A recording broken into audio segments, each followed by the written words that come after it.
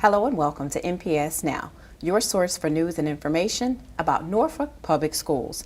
I'm your host, Karen Tanner, and I have two special guests here with me today. The first one is Sophia Almond. She is the Senior Coordinator for Student Support Services, and also Janet Dennis. She is one of our attendance clerks here in Norfolk Public Schools. Welcome, ladies, to NPS Now.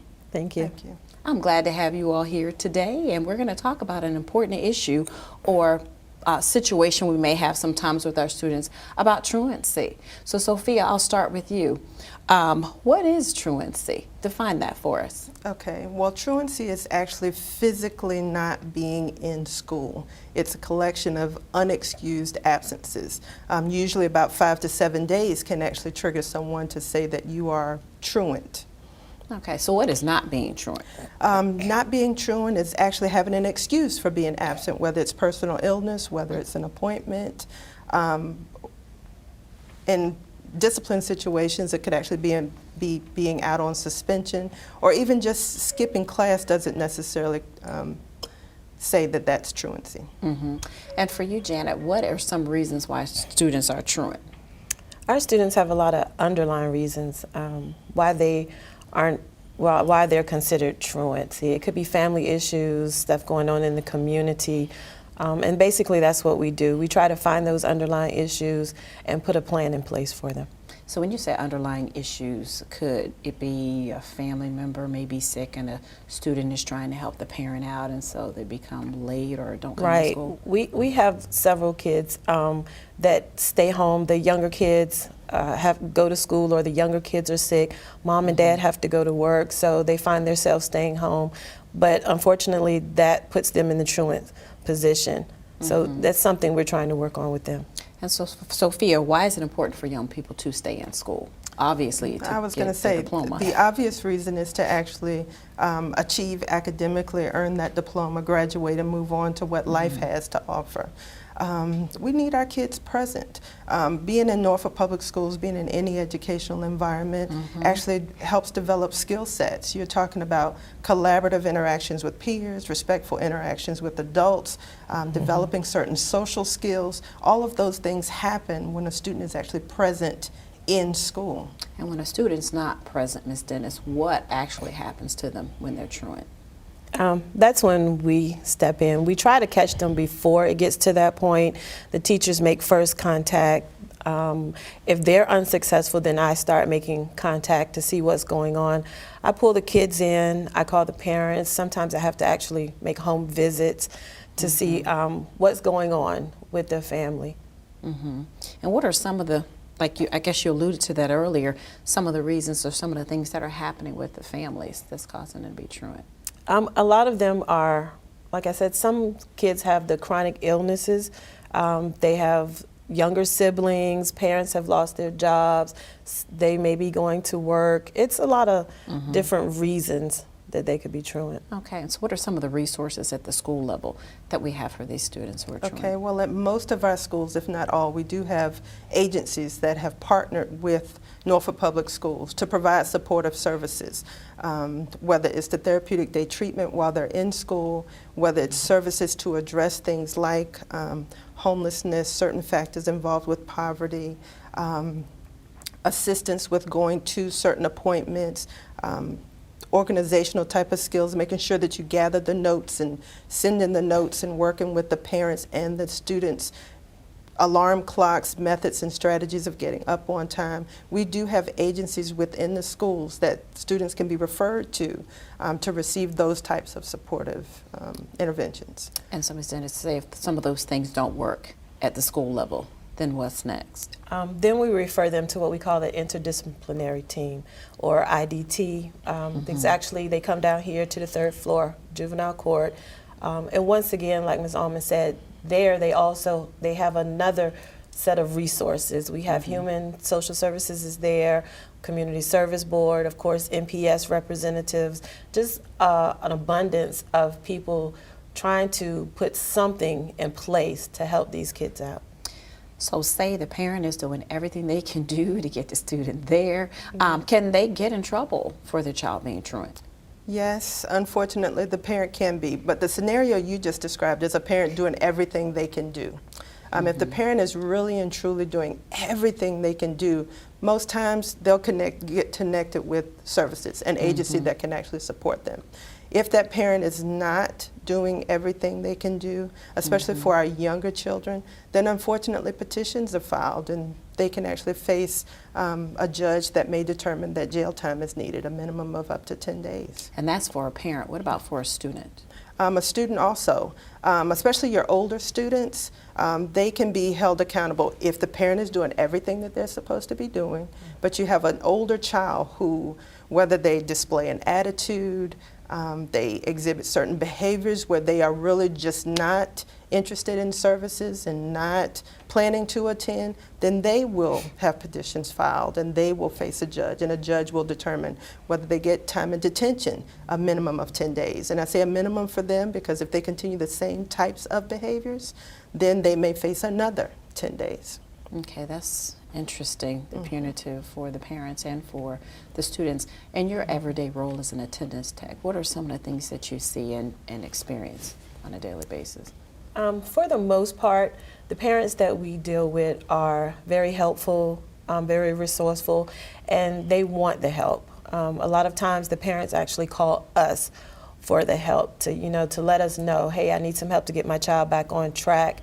It's very, it's on the smaller side that we see some that, like Ms. Alma said, unfortunately, just don't have that drive. It is what it is. They're almost about to be 18, so they feel that their hands are tied. And that's when we actually have to step in and start filing court petitions. It's not something that we want to do. Our goal is to help the student to resolve all their issues within the school building or just down here at our IDT meetings. But we do often, more than we like to, go to that court side. So what's the takeaway here for parents and for students if they're watching this show and they tune in and they say, oh, they're talking about truancy, let me watch. What do you want them to take away from this show today? We really want them to understand that we're really positioned to support them, to keep them from having to go to court. It's important to be in school. School is the preparation for success in life.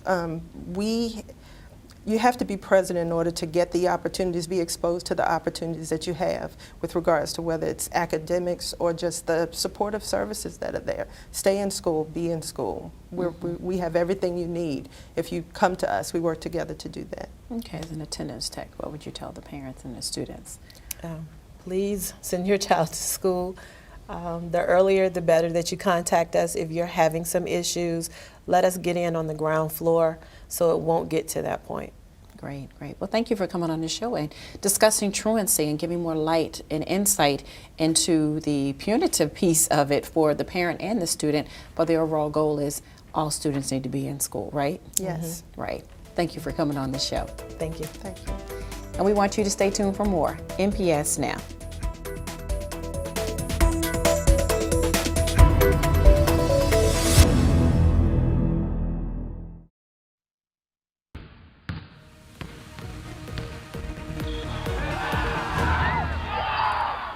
Welcome back to NPS Now. I'm Steve Sutmiller, Senior Coordinator of Athletics.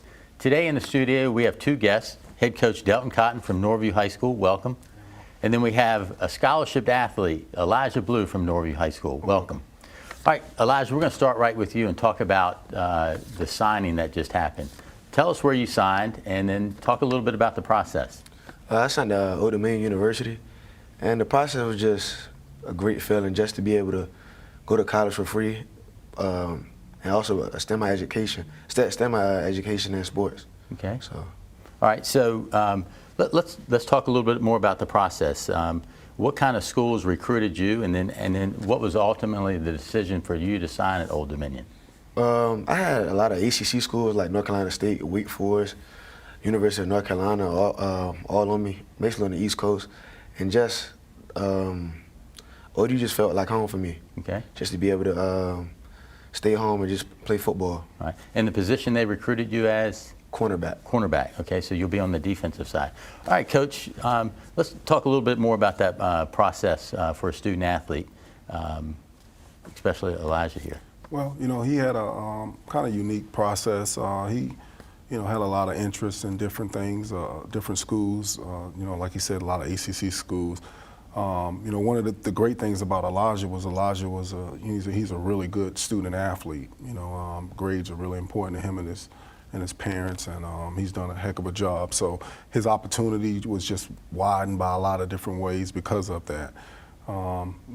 He done well for us. He done real well for us. ODU is a Division I program now, so we feel very proud of him, and I'm also proud of ODU for getting a kid like this. Okay. All right. So we're going to talk a little bit about academics, but let's talk about when does Old Dominion spot, or when does any school spot a potential student athlete that can help their program? Well, it normally starts in their junior year, around this time when they start inviting them to junior days and just giving them campus tours and different things like that. That's for the juniors that are juniors now, for seniors for next year. And then they actually start going to camps in the summer. They have several different summer camps. Elijah went to a lot of different summer camps and performed, at the summer camps for the coaches. So, he did a pretty good job. It strikes interest with the coaches at that time, and then that's how they start their recruiting process. Okay. So, I mean, you have experience. You're a former Division I football coach at Old Dominion.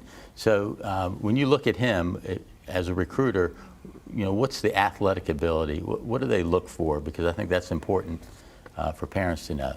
Well, first of all, it doesn't hurt that he's 6'1", 6'2", and that's been the trend now since the Richard Sherman ordeal has happened. Now that's what they look for: kids, a little bit taller kids, leaner kids that can cover a large portion of the field.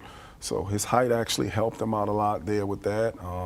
And then smart kids. Richard Sherman was a kid that played at a university, great university, and playing defensive back at that level, you have to be able to comprehend all of the coverages and different route concepts and all that kind of thing. So well, I think you keep saying Richard Sherman. I'd say Cam Chancellor was kind of in that same mold. Cam Chancellor was in the exact same mold. Yeah. It's just the position-wise. Cam played a little bit different position than Elijah was going to play, and but yeah, he was pretty much in the same mode. Right. Elijah, talk a little bit about the signing day. I think we have some footage of that, and just how it felt that day, one, for you, and then also just being part of with your teammates again on a special day. The signing day just felt like a relief, really. Just to be able to go to a college for free, that was the main part for me. And not have my parents come out of their pocket, that was just the main part for me, for real. And just being able to sign with my teammate was just a heck of a feeling, because we've been through a long road. Most of them seniors I've been there for 3 years with, and we just did everything together and just balled together. So, that was the main key. Coach, how does that feel as a coach? How did that make you feel? You had a number of student athletes sign on the dotted line that day. It's a good feeling, but it's also a very sad feeling, because they won't be playing for you anymore any longer. But all in all, it's a great feeling. Again, that's one of the main reasons why I coach, high school football is, wins are very important, but, kids going on to continue their life successfully, academically is probably the most important to me. Okay. So he mentions academics. So how did Norview High School prepare you on the academic side? Because that's number one. You don't get recruited if you don't have, I don't care how tall you are and how fast you are, but you have to have that academic that part of it. So talk about how Norview prepared you to be in the position to get a scholarship. Norview just stayed on me a lot, and I appreciated that from the teachers. Stayed on me a lot about my grades. Just kept me going on the right track and on the right progress. Being that Norview is a nationally ranked school in academics. Coach, he mentions the progress and a little bit of the process, but how do you make sure that they're staying on track? Because that's a task in its own self. Yeah, got a very unique way of making sure they stay on track, but I stay on them, pretty good. Academics and education was something that changed my life forever, and so I take it very seriously, and I stay on them on a daily basis on being on time. Just doing all the right things. Not necessarily just going in the classroom and scoring high on a test or an exam or anything like that, but just making sure you're doing all of the right things so you can be treated the way you need to be treated when you get out in this real world. Okay. Well, Elijah, you're a role model now. You're the success story. So how can you, what can you tell future student athletes on what they need to do to get in the position that you're in? Just stay in that classroom, man. Just to be able to stay on track, not just from grades wise, just from behavior wise, also just to stay on track. Just move forward in the future. Don't let anything get in the way of what you're trying to accomplish or do. Okay, all right. Well, guys, appreciate you coming down here. Coach, you're doing a heck of a job, as always. We want to see you get to that next level in the playoffs and then ultimately to the state playoffs next year. And then, Elijah, we're going to watch you and follow you at Old Dominion, and we wish you success. Thank you. So, thank you. Thank you. More NPS Now after this.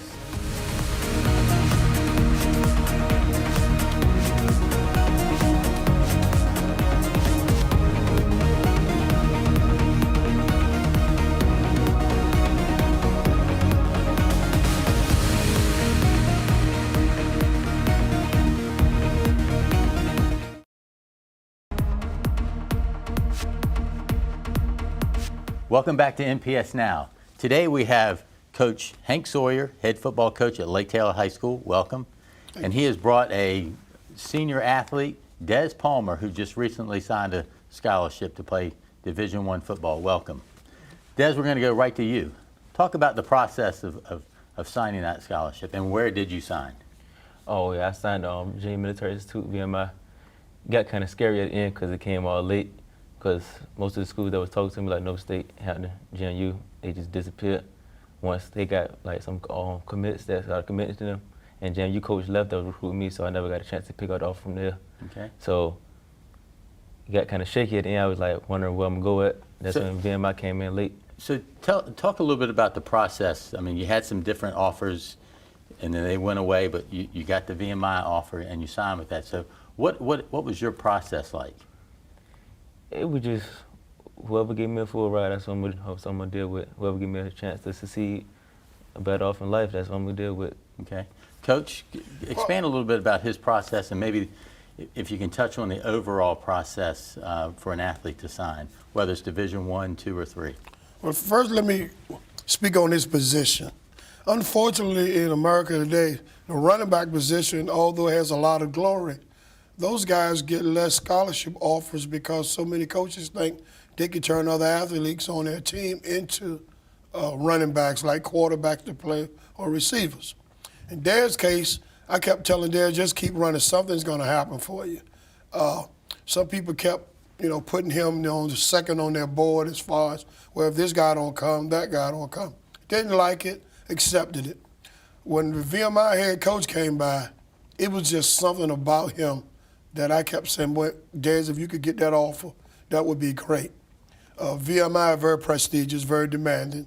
But it's a situation if a young man can go there and do real well academically and athletically, he can name his ticket for be successful in life. Yeah, that's VMI, and congratulations. That's an awesome sign because of after athletics, everything that's looking forward for you in the future for you is going to be real positive. So we want you to make sure you do well on the football field, but academically that's important. So, Coach, I mean, expand a little bit more on, how do you convince that coach that that's the guy? Because he's a winner. Okay. The record, I joke, but I still believe it. I always tell people, Dad's first cousin is the end zone because he can find the end zone. He found it for us a lot. Dad's older brother played for me. Great athlete, however, a little bit short and didn't get his due. And when Dad shot up, it just was amazing. He rushed for 2,000 yards, And, you tell the coach, hey, this is your guy. If you want to win, Dad's is your guy. Okay. And the process was a little bit slower. What I didn't understand about VMI, their whole process was slower with recruiting because they have to be real selective of who they pick, with character, academically, and it's a very demanding program. And everybody don't qualify for VMI. You have to have high academic standards, high academic, average, high academic, SAT score. So I was proud of the fact that they were recruiting him, not to knock some of the other people. He got caught up in with James Madison, liked him a lot, but the coaches had left. And I don't know if he remembers, but the day he was heading to go on his visit at VMI, Norfolk State called. A couple of coaches called, and some MEAC schools say, did I make a mistake on that? Well, yeah, you did, but you know, I'm not to say now. And just want Dez to go visit VMI and see what he likes it. I was intrigued by the fact that the mayor of our city, Paul Frame, is a graduate of VMI, and he spoke to me about that many years ago. Will we ever have any kid to go? And so I'm kind of proud of that. Okay. And I just feel like he didn't go wrong. So Des, talk about the pride that you had, and then also the pride about seeing your other teammates, classmates sign on that day. Yeah, most of them, I've been going to school with them since middle school, so it was like, we like grew up together, seeing all my life. So once it was our senior year, our whole time we just thinking like, man, we're gonna go to this place, we're gonna go to this place. We just can't wait the time they come.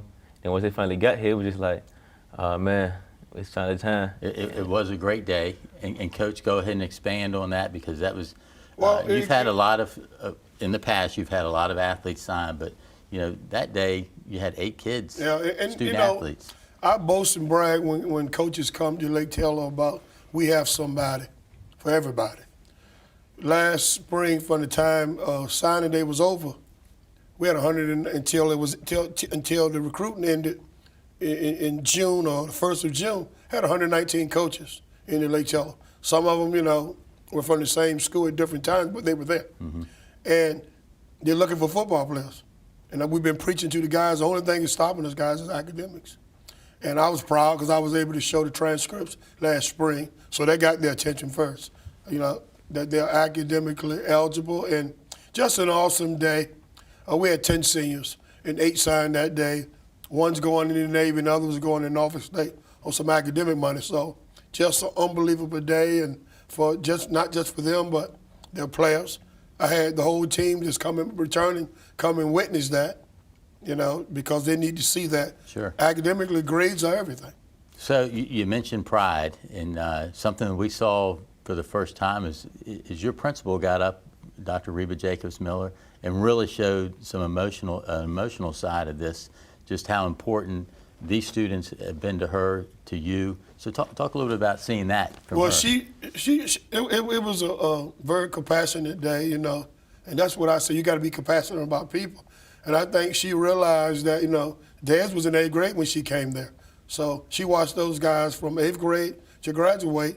And to see 8 students sign that's going to get a scholarship and doing everything right, very, very emotional for her. The thing about people, sometimes when you know, tears flow, you don't know they're coming, because if we could control it, we would. And I think it sent a message to the student body that were there, the one that witnessed it, that she really does care. You know. How'd you feel about that, Des, to see your principal show that emotion towards you guys?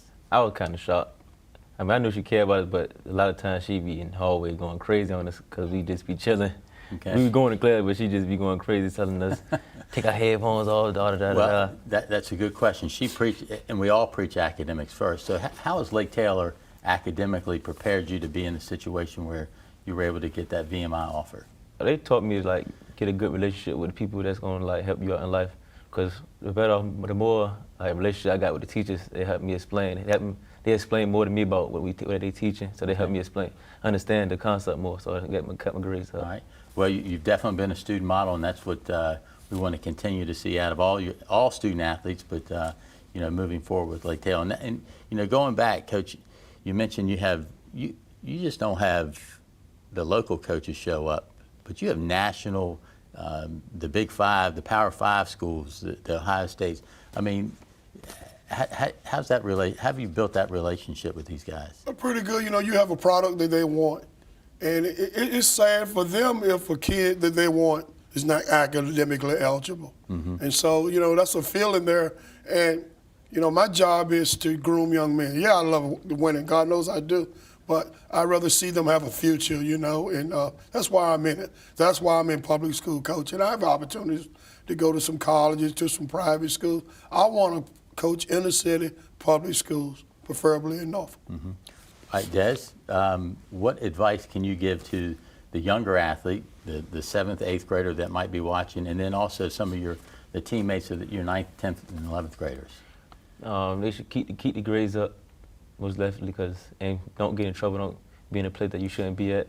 Make sure your grades stay fit, because the coach is not going to look at you if your grade's not right. Well, Guys, I appreciate you coming down here. A lot of good information. Continued success. 18 years at Lake Taylor High School. You got a bunch of wins. I know you're going to get more wins, and we hope to see you, that final game again next year, like you've been there the last 3 or 4 years. So, Des, and good luck. Thank you. All right. More NPS Now after this.